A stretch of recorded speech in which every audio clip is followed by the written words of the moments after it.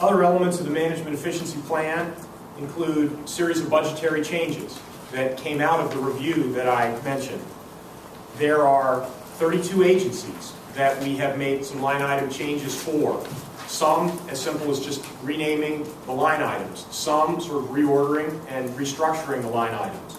But there are a number of reductions that we've identified in both the GRF and the non-general revenue fund line items. The governor asked the cabinet to take a good hard look at where we can find additional efficiencies. These reductions, which total $113 million, $34 million in the general revenue fund, and the remainder in non-general revenue fund lines, come mostly out of operating expenses of the state agencies, opportunities where they can be more efficient, or where there's appropriation authority that they won't necessarily require to deliver the services as we're now operating. There are, beyond that, we have some program rationalizations and reforms, what I characterize as taking a good look at how we deliver services. Are we delivering these programs in the right form, in the right place?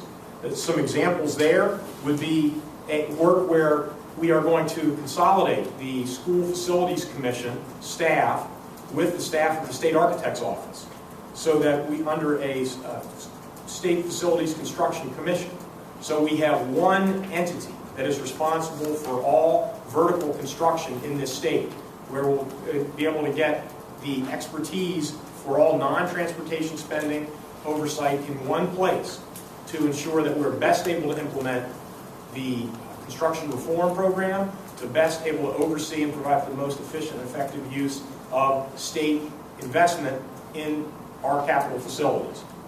Another example is the consolidation of two separate recycling and scrap tire programs that now exist in EPA and DNR. We're going to combine those over in the Environmental Protection Agency. They've worked closely together over the years, but it doesn't make sense that two departments are working in essentially the same area. So DNR and EPA got together and worked out this proposal. There are many other examples of that sort that are contained in this bill. In addition, we have a series of other program reforms that are contained in this bill. We have program improvements that have been advanced by a number of the departments. Program reforms, we have a study in this bill to allow the Department of Veterans Services to review carefully how services are provided at the state and local level to Ohioans veterans. See how we can most appropriately provide that service and most appropriately connect our veterans with the federal benefits to which they so richly deserve. We also have Department of Youth Services worked with a lot of the local courts to reform and change the way that we allocate. Let me just interrupt for a second. And folks on the Veterans Services, this bottom line here is there are many dollars being left on the table because we are not having the strongest advocates for veterans to let them know what's available to them. So instead of just going out and applying for things, frankly, we're not doing it. And so the Colonel came to me and said, look, there's a way in which we can really beef up these local operations to help our veterans understand what's coming to them. And so we're going to move forward on a program to make sure that Ohio veterans get what's coming to them, what they're entitled to, and leave this money on the table, which we find happening all the time in this state. And each time we find it, we move to correct it. Youth Services work with the local courts to consider the best way to allocate resources for the juvenile justice programs that are administered by the counties and change the formula by which those allocations were made to provide more appropriate predictability and stability to the counties as they plan for the services that they'll provide. The bill contains a number of changes, operational improvements, just trying to make government work more effectively with the dollars that we have. And there are numerous examples in this bill where agencies took a look at how they communicate with the public and how they distribute information. And to the extent that we can, through electronic means, provide information, as opposed to printing and distributing paper copies, there's a number of changes in the bill with regard to that.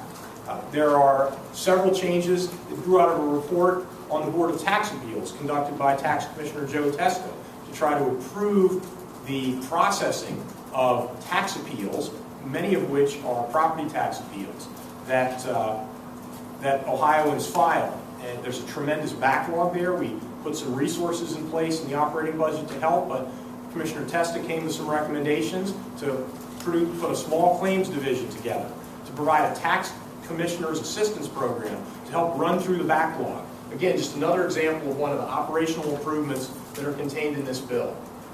Tools for local governments. We reached out to the local governments during this process and said, look, we realize that budgets are tight, but how can we help you? What statutory barriers or problems or challenges do you have? How can we change or alter the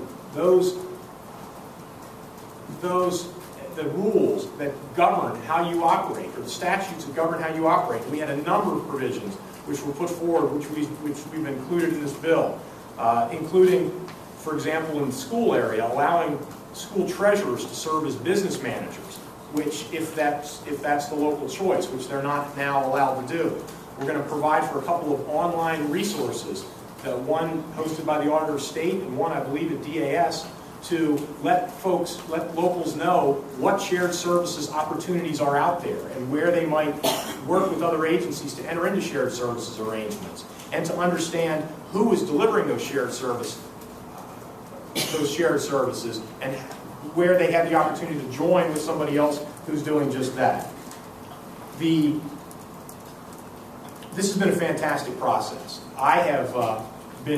It has been long, it has been hard, but it has been a comprehensive and careful review of how state agencies, particularly cabinet agencies, operate and how they operate their programs. We have taken advantage of this off year to continue to advance the governor's reform agenda. We've carefully reviewed the spending to see where we couldn't gain some additional efficiencies.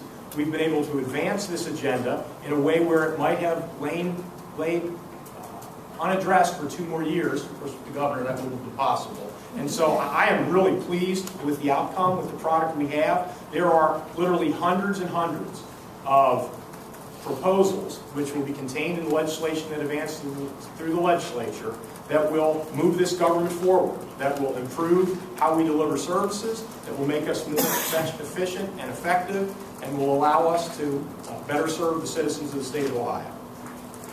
With that, I will turn it over to just one word. the governor. I'm going to be short on this, but just one word. Listen, you know, if you know about business, you know that controlling costs are vital.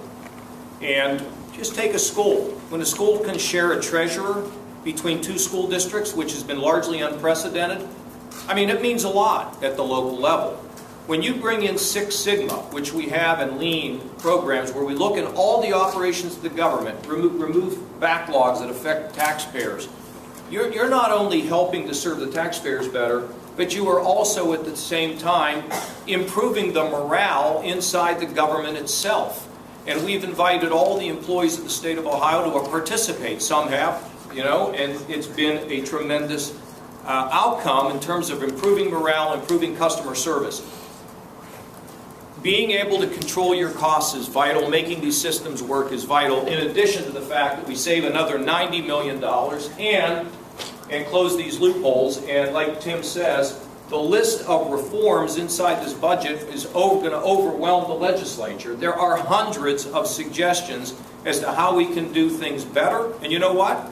Most of them are going to happen because it's the right thing to do. So Wayne Struble is going to talk about energy.